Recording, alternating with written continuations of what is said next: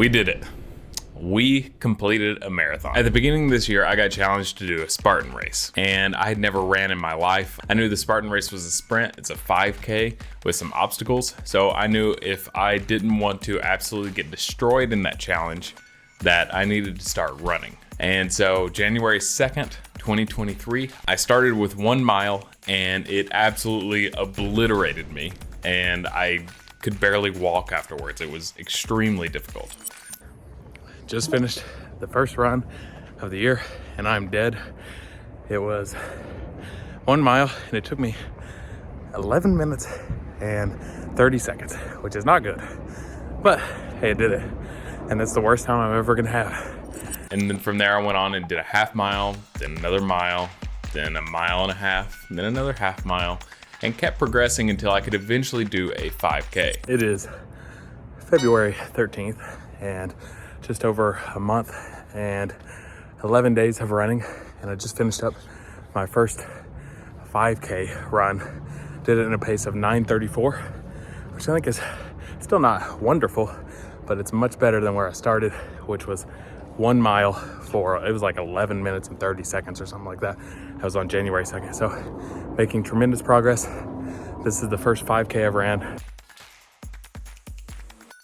All right, so I'm 2 days out from the Spartan race and just a few updates. I've been running now for about 2.5 months since January 2nd. First time I've been on running training ever. And I've got to say, I'm kind of getting addicted to it. It's something new. It's something I'm not used to because of my background in powerlifting. And I actually think I like it a lot. The actual physical training for the Spartan race is going well. There is an outlier here in this whole training process. And that's the fact that I know this race is a 5K with 20 obstacles and I haven't even looked at the obstacles yet. I would never recommend someone else actually do that, or if I were training someone, I would never do that. But I kind of just wanted to see if my normal training would be good enough to get me through a Spartan race. Of course, like I said, I started adding on running training, and then I've heard that there's some grip work involved as well, so I've been working on grip training too. Having said that, I am a bit nervous. I mean, there's 20 different obstacles. All I know is there's some rope climbs or something like that, and I know there's a mud crawl towards the end. Other than that, I really just don't know what to expect, and I kind of like that. I like the mystery to it. So I just finished my first ever Spartan race. It was the Spartan Sprint, a 5K with 20 different obstacles, and I gotta say,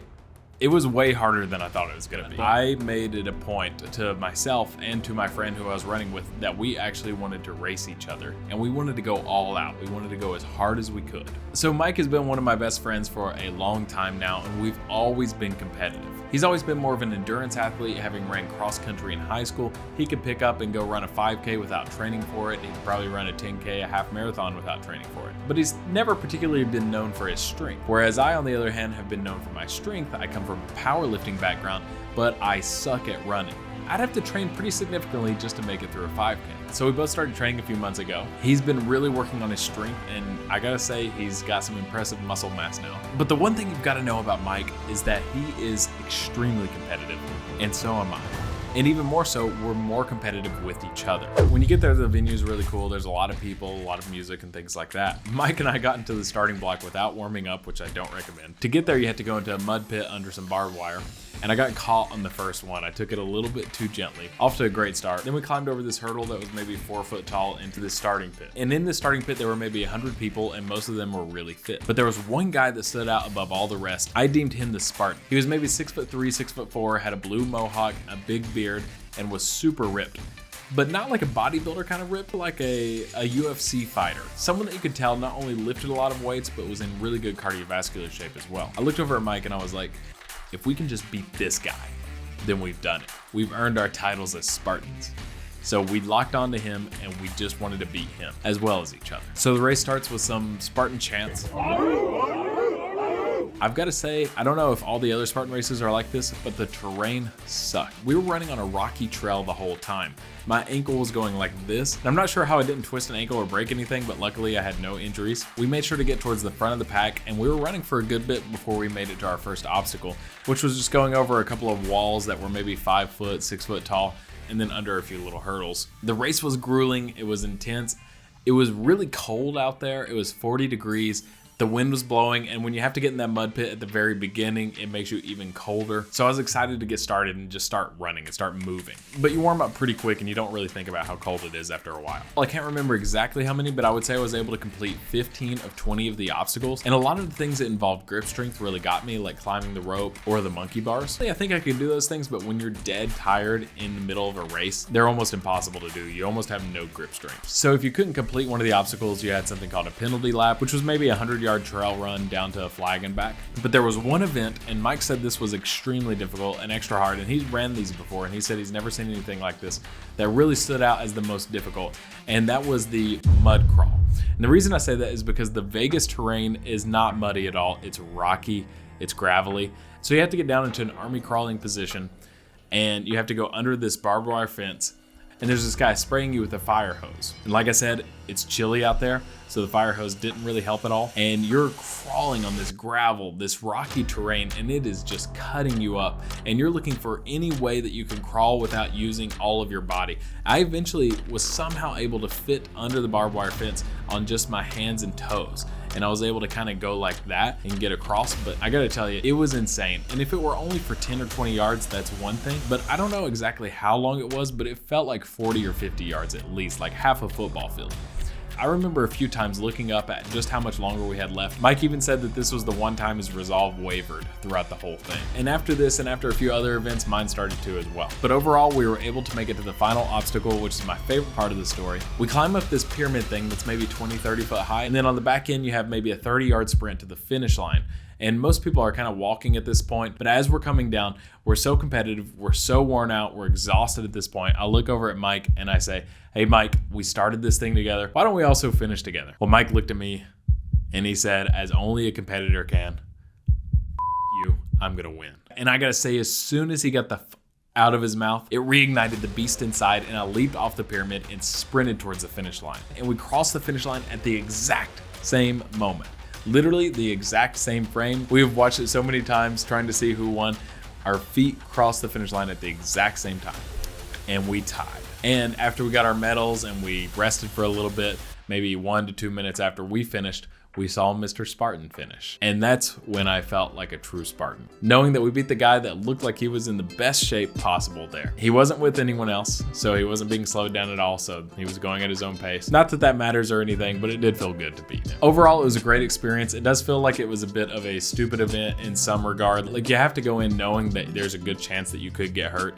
There was a lot of people in the first aid station. Mike had to go because he cut his back several times on the barbed wire fence. However, there was also something that was really amazing about just pushing yourself in a really uncomfortable environment. I feel like we don't get to do that a lot in our modern society. I feel like most people live in a very comfortable state 99% of the time. And so to be out there in the cold and lifting heavy things and running and just totally pushing yourself to the limits for an hour, hour and a half, however long it takes you, just felt really, really good. And I gotta say, I was elated most of the rest of the day and the day after. And I'm recording this like 5 days out from the race, and I gotta say I'm still sore, especially in my traps and the little stability muscles in my ankles. Overall, I would totally do it again at some point, but probably not on the Vegas terrain. I'd like to try another location. Running a marathon used to be on my bucket list, and running a Spartan race was the closest I'd ever got, so I figured, how much harder can adding 23.1 miles be? It's the closest I've ever been, so why not give it a shot? Yeah, logic. So I guess this was in maybe May 2023. That I decided, hey, I'm gonna sign up for a marathon. I'll give myself about 7-8 months. Yeah, because that's enough time, right? When you've never ran in your life and you've finally built up to a 5K. So I sign up for the Honolulu Marathon. Bam, Honolulu Marathon. And I just start running. I just ran my first half marathon ever. It's June 25th or something like that, 26th. And holy crap, that sucked, but we did it. And it was under a 10 pace. It is December 3rd, which means the marathon is in exactly 1 week. And just to think of doing a marathon is crazy. In fact, at one point I had it on my bucket list probably like 10, 15 years ago to actually run a marathon before I died. And I took it off because I'm a strength power, bodybuilder kind of guy. I like to lift heavy things. I don't like to run typically. It really sparked something new in me in terms of fitness. And then eventually after that, I was like, you know what? This is the closest I've ever been to running a marathon, 3 miles. So why not just sign up for one and just see what happens? In my training, I was supposed to get up to about 22 miles or so, but I had 2 setbacks. One at the beginning of October, which was a foot injury, which I didn't really film a whole lot about because I was kind of embarrassed. You could just imagine like me just holding my foot and it was like super sore and it took like weeks to heal. I couldn't even run. It really sucked. It is 6 a.m. October 16th, and we're getting back after it. This will be my first morning run in exactly a week. So hopefully the foot is feeling a lot better. And that was at the peak of my training. I think I had just done 15 miles, which is still the longest I've ever ran. Well, from there, I start getting back into it a couple of weeks in, and I do a half marathon, and I'm feeling really good. But at the same time, I feel like something's coming on, you know, like I'm getting a little bit of a cold. Well, that cold turned into COVID. It is November 3rd, and I have an update for you. With 5 weeks exactly before the marathon, today I tested positive for COVID. And it sucks. So yeah, I've just been having chills and a fever and going back and forth on that, a runny nose and stuff. So just haven't done anything today. I think I've gotten less than 1,000 steps all day. I know it affects everyone differently, but it affected me enough in this training to where it set me back another 3 weeks or so. And really, I felt better after a few days, but I tried to go out and run like 2 miles, and that 2 miles felt like I had never ran in my life. It felt like it set me back down to 0. It is November 10th. The race is on December 10th. And I've got to say I'm a little bit nervous. So as you know, I had COVID last week, and I'm still recovering. I've still got a cough. This week, I didn't run on Monday. I just thought sleep and recovery were more important. Ran a little bit on Tuesday, 2 miles, and that sucked really bad. It was like a 10-15 pace or something. And then today I did another 2 miles. My knee is hurting though, a little bit. But the 2 miles was a little faster. It was like 9:53 or something like that, but still really difficult. We have a month. And the most I've ever done is 15 miles. It is Monday, November 13th. So a couple of days since my last run. Well, I just finished a 10K, so a 6.2 mile run. And I had to take one break to take off my hoodie because it was hotter than I thought. And honestly, it felt good. It felt better than the 5K. So I think I'm recovering pretty well. So still struggling with these runs. I could still tell I'm not even close to 100%. That was really difficult, and that was at the beginning of November. So just now in early December, I feel like I'm back to about 100% or so. I've gotten back up to running a half marathon, which is nice and that's encouraging, but that's only half of what I'm gonna be doing in exactly 1 week. Yeah, needless to say, I'm nervous. I'm not just nervous about the distance. Opening up, honestly, I'm nervous about a couple of things. Apparently, like runners sometimes like use the bathroom on themselves. Sometimes they themselves. Okay. Apparently that's a thing. And I have felt it in like longer runs, like 10-mile runs, 13-mile runs and stuff like that. I got in a little over 13. I had to use the bathroom really bad. And these runners that I've heard about, apparently you can't just hold them in. They just go. They just come out. So I know it's so random, but that's actually one of the things I'm really nervous about too. So I've been really trying to work on getting my diet on point for my longer runs and hopefully for this marathon coming up. I think once I'm there though, and once I'm like just feeling the energy of the crowd, and once we've started running maybe like 5-10 miles in, I think it's gonna be all right. But I just wanted to make this update to let you know that I'm not fully prepared, but I'm still gonna do it, and I'm excited about it. One of the things that I try to live by is that there are times in life when you should set goals that you cannot achieve. This is one of them. For me, at the beginning of this year, I set a goal to run, and then I set a goal to run a marathon, and there's no possible way I could have ran a marathon at that point when I set that goal. I had to train to become that kind of person. I had to train to get my endurance up that much and train to get my legs to where they could take that pounding all day long for 4+ hours. And I still don't know if I've become that person yet or not. But we're gonna find out in 1 week. But there's something about it that makes you nervous, makes you anxious, but it really propels you forward. It really pushes you to be the next version of yourself. And I encourage you to find what that goal is in your own life that you can set to achieve in the future. Well, the time came for the race, and we ended up getting a hotel that was about a mile away. And the race started at 5, so we got up at about 4, and I got ready, and we walked out the door, and we were gonna walk to the starting line. We're on our way to the starting line. Excited? Excited for you. What time is it? 4:24, so I got about 35 minutes. And we eventually get to the actual race spot, and it's like thousands and thousands of people you could see for seemingly miles. Now there's supposed to be 30,000 people in this race, but that doesn't include like spectators, and there was also a 10K going on at the same time.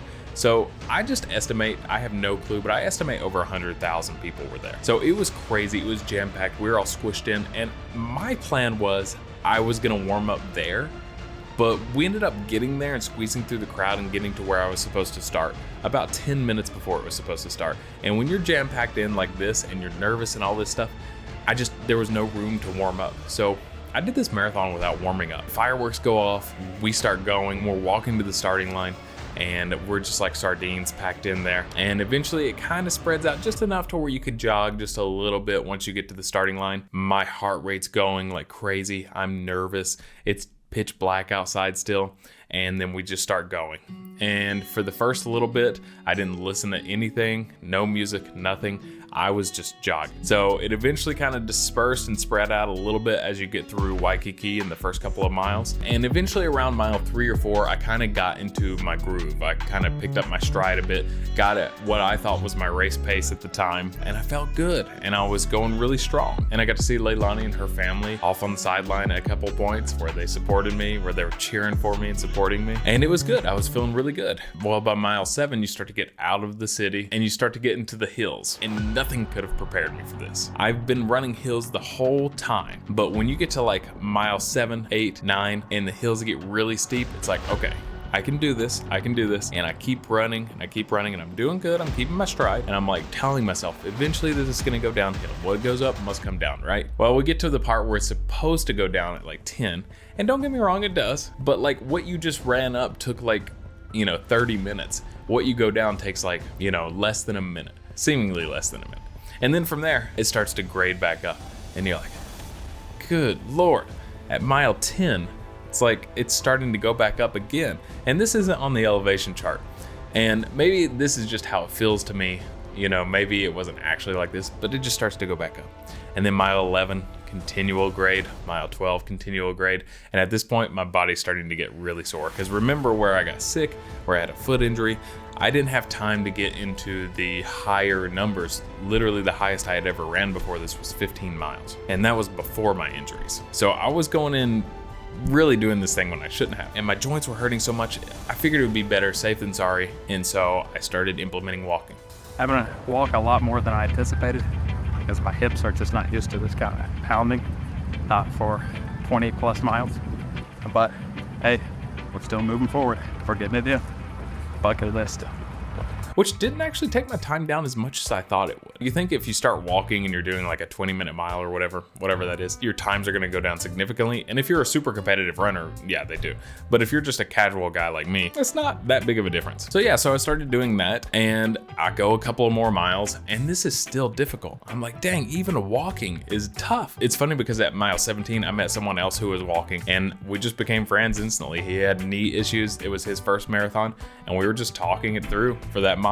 Yo, out here at the marathon, we're at mile like 18 and a half or something like that. Met a friend. Friends, yeah, walking friends. We're both like feeling it. Friends, yeah. We're both feeling it pretty good, but we're gonna finish. We're gonna do it. Nice to meet you, man. Nice meeting you too. And then he wasn't able to run anymore, so I went on as best as I could. All right, so another thing, my biggest worry was the runner's poo, you know what I mean? And luckily that never happened. So I don't know if I got lucky, if I was just smart about my nutrition. I didn't have any fiber, the day before or anything like that. My pre-running meal was chicken adobo. When you're dating a Filipina, it's gotta be chicken adobo. But we did it with chicken breast, so it wasn't as fattening. I think it's perfect because it's got protein, you got your carbs, but not fibrous carbs because we used white rice, and you have a lot of salt with the soy sauce. So that wasn't an issue. I did go to the bathroom once at like mile 15 or 16, but it was number 1, so it wasn't that bad. I'm glad I didn't have to go because there was 50 people at each stall for the first half of this race. But luckily it started to spread out and there was less people as you got deeper into the race. And my run at that point is it's basically me kind of trotting over myself. And because every step just burned and just really sucked. And so it was I'd go for maybe 50 yards, my hips would be burning, my feet would be burning. My knees actually did okay. Thankfully, Leilani taped them up and they did well. But yeah, it was just burning so much. And so I'm run, walk. So we get to mile 20. You finally get to see some really good views of the ocean around this point, around the 20-ish mile mark. And then eventually after a couple of more miles, the grade starts to pick up as you're going back up this last hill right here. It's sucking. I'm walking a lot, running a lot, walking a lot, running a lot, getting to see the ocean, the breeze, very nice. You finally get to the top and you got 2 miles left and it's like, let's just go for it. So I just start running and then I start walking again. Then I start running, then I start walking. We're almost there. I'm calling this race Hell in Paradise. It's a beautiful run, but it's hell. Almost there, 2.5 miles. Let's do it. Getting to the 5-hour point with like a mile left, and I was just dying. And you see the finish line and it just looks so magnificent, but it's so far away. And, you know, it's probably like, I don't know, you may be able to see it at like 1/4 of a mile away or maybe half a mile away or something like that, but it feels like 10 miles away at that point. And so you're just jogging your best, you're going as hard as you can at that last second. And when I eventually cross the finish line, you know, a lot of people, when you do something really difficult and you accomplish your goal or whatever it may be, you cross the finish line, a lot of people feel really happy, and a lot of people did that day. For me, I didn't really feel happy. I felt fulfilled or accomplished. It was like, it is finished. It's finally over. Almost a year of training is finally over. Let's check out that sweat. I want to show you this salt. You see that on my arm? Yep. My dad always said, be worth your salt, which actually comes from the Roman era. It's not what it really means, but in the sense that he meant it, I totally understand. It just means work hard. And I think we accomplished that today. You did it. Look at that. Look at that. Woo. They gave me these. Every one of these people that finished had an inspiring story. I think I came in like 4,400 or something like that. I also learned that a lot of people, when they say they ran a marathon, they're actually walking a lot of it, you know? I had to give myself some grace and just be proud that I finished. You know, I didn't hit the times that I was looking for, but I also had no perspective on what it was actually like to even run a marathon. So many inspiring stories that were written about in the paper afterwards, like the guy that came in last place did it in like 17 hours, but he was on a weight loss journey where he weighed 450 pounds and now he's down to like 300 pounds and he did this full marathon. Like, it took him 17 hours, but I don't think I've ever done anything in my life for 17 hours. I'm like, geez, that is inspiring. I don't know if I'll ever do another one again. Probably not, because it's a lot of running. But this process has changed my life quite a bit, because before this year, I was 100% in on just bodybuilding and strength training, powerlifting, those sorts of things, and very little cardio outside of walking. But now I've kind of found a newfound love for cardio training. So I've been researching it a lot, studying a lot, and learning a lot about cardio training, and I'm definitely going to continue to implement it in my life, and definitely going to continue to do races, but obviously much shorter races, because this is just fun. I loved a lot about this, and it's definitely going to be a major part of my life. So running this Honolulu Marathon was an experience that I'll never forget. I love the culture, I love the scenery, I love the whole vibe of it. It was just an incredible environment, and if you're ever going to run a marathon, I definitely recommend it if you're able to. What better place to run than Hawaii? Training for this race has totally changed my life in the way that I look at health and fitness. And it's something that I will continue to integrate for the rest of my life. I'm so proud of anyone that's ever even attempted a marathon, now knowing how crazy difficult it is. And if you've never done one before and you're thinking about doing one, make sure to train hard, give yourself a lot more time than I did, and best of luck.